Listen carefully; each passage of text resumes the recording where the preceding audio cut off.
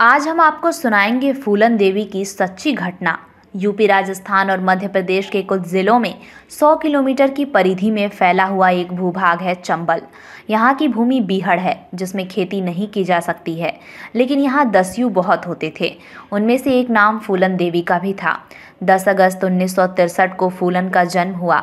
आज उनके जन्मदिन के मौके पर हम आपको उनकी राजनीति में एंट्री से लेकर दिल्ली में सरेआम हत्या तक की पूरी कहानी बताएंगे। 80 के दशक में फूलन देवी के बारे में लोगों को तब खबर हुई जब उन्होंने 14 फरवरी 1981 को कानपुर देहात के बेहमई गांव के 21 ठाकुरों को एक लाइन में खड़ा करके गोली मार दी। इसके पीछे फूलन का तर्क था कि इसी गांव के कुछ ठाकुरों ने उनको बंधक बनाकर उनके साथ 3 हफ्तों तक सामूहिक बलात्कार किया था। कहाँ हुआ था फूलन देवी का जन्म? फूलन देवी का जन्म जालौन जिले के गांव गुरहा का पुरवा में 10 अगस्त 1963 को एक दलित परिवार में हुआ था। उनके पिता का नाम देवी दीन था। उस पर भी दादा की मौत के बाद उनके पिता की ज़मीन को उनके चाचा ने हड़प लिया।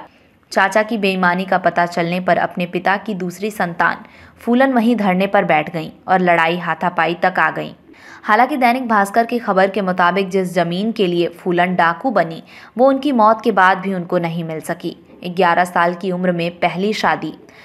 फूलन भी समाज की कई कुरीतियों में से एक बाल विवाह का शिकार 11 साल की उम्र में बनी, जब उनके ही पिता ने नाबालिग फूलन की शादी अधेड़ उम्र के शख्स पुत्तीलाल मल्लाह से कर दी। उनको ससुराल में बहुत प्रताड़ित किया गया और उनके पति का व्यवहार भी उनके लिए ठीक नहीं था। प्रताड़ना के बाद फूलन मायके आ गईं। चचेरे भाई ने चोरी के झूठे इल्जाम में फूलन को जेल भिजवा दिया। यहीं से उनकी जान पहचान बागियों से होनी शुरू हुई। परिवार के दबाव से ससुराल आई फूलन ने अपने पति को छोड़ दिया और वह डाकुओं के गैंग में शामिल हो गईं।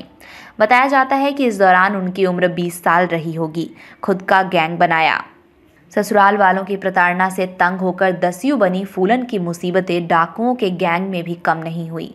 गिरोह के सरदार ने उनसे ज़बरदस्ती करने की कोशिश की। फूलन के साथ इस घटना के बाद पूरी गैंग की संवेदना फूलन के प्रति आ गई और इसी बीच विक्रम मल्लाह नाम के एक गैंग मेंबर ने सरदार बाबू गुर्जर का कत्ल कर दिया और खुद गैंग का सरदार बन गया। विक्रम मल्लाह की गैंग में 2 सगे भाई श्रीराम और लाला राम ठाकुर भी थे। कहा यही जाता है कि इन दोनों ने बाद में विक्रम मल्लाह की हत्या कर दी और फूलन को अपने गांव बेहमई उठा लाए। यहीं पर फूलन के साथ उन्होंने बारी बारी से रेप किया।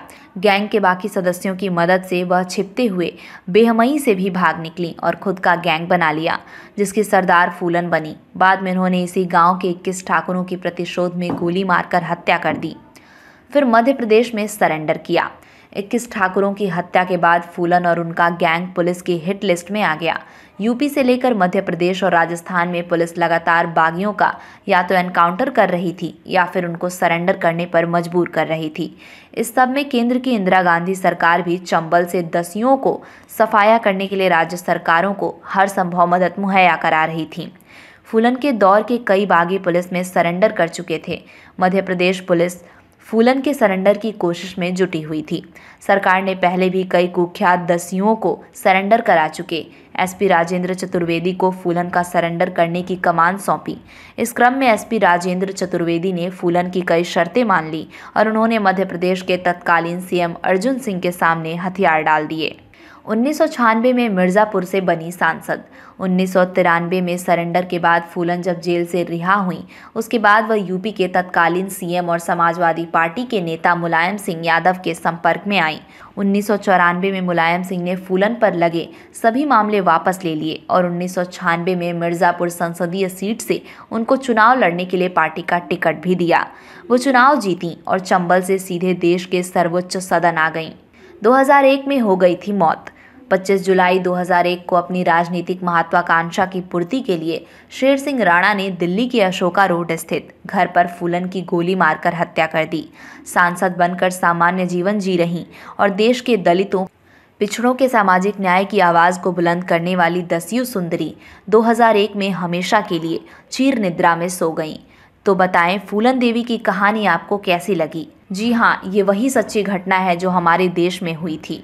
ब्यूरो रिपोर्ट, काजल लोधी।